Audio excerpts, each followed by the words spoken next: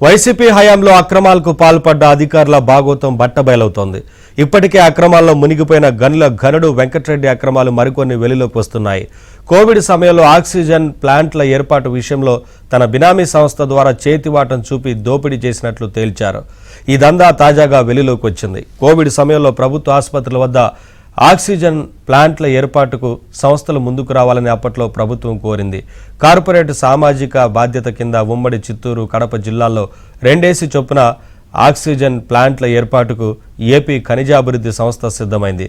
కడప జిల్లాలో కలెక్టర్ నుంచి క్లియరెన్స్ లేకుండానే 2 ఆక్సిజన్ ప్లాంట్ల కొనుగోలు ప్రక్రియ చేపట్టింది.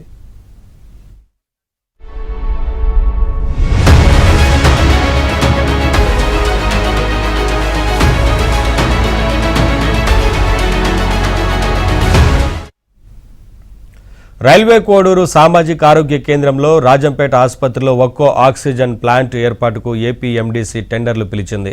మైనింగ్ సంస్థ అయిన ఏపీ ఎండీసీకి వైద్యపరమైన అనుభవం లేదు. ఏపీ వైద్య సేవలు మౌలిక సదుపాయాల అభివృద్ధి సంస్థ ద్వారా ఆక్సిజన్ ప్లాంట్లను కొనాలి. కానీ అప్పటి ఏపీ ఎండీసీ ఎండీ వెంకటరెడ్డి తెలివిగా టెండర్లు పిలిపించారు. ఒక్కో ఆక్సిజన్ ప్లాంట్ ధర 40 లక్షల లోపు ఉండగా 90 లక్షలుగా అంచనా వేశారు. రెండింటికి కలిపి 1.90 కోట్ల అంచనా వ్యయంతో 2021-22లో టెండర్లు పిలిచారు. అతని సన్నిహితుడైన కృష్ణప్రసాద్కు చెందిన ధన్వంతరి సంస్థకు టెండర్ కట్టబెట్టారు.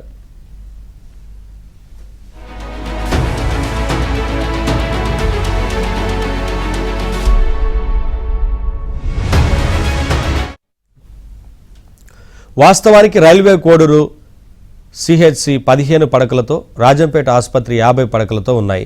ఏపీ ఎండీసీ మాత్రం 100 పడకల ఆసుపత్రులకు అవసరమయ్యే 500 ఎల్పీహెచ్ సామర్థ్యం ఉండే ఆక్సిజన్ ప్లాంట్ల కొనుగోలు చేసింది. ఆగమేఘాలపై 2 ఆక్సిజన్ ప్లాంట్లను కంటైనర్లలో ఆసుపత్రుల ప్రాంగణంలో దించేసి 50% డబ్బులు చెల్లించాలని ఒత్తిడి చేశారు. టెండర్ల వ్యవహారం చూసే జనరల్ మేనేజర్ బోస్ జోక్యం చేసుకుని ధన్వంతరికి 50% సొమ్ము చెల్లించాలని, దానికి తానే పూచికత్తు అని ఆదేశించి డబ్బు ఇచ్చేలా చూశారు.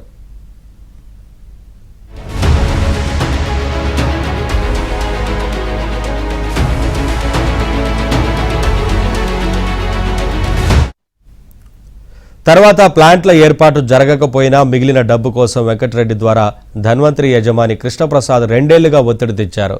సిఎస్ఆర్ విభాగం అధికారులు మాత్రం చెల్లింపునకు సాహసించలేదు. ఎన్నికల్లో కూటమి గెలవడంతో వీలైనంత త్వరగా మిగిలిన 50% డబ్బు చెల్లించేందుకు వెంకటరెడ్డి తీవ్రంగా ప్రయత్నించి విఫలమయ్యారు.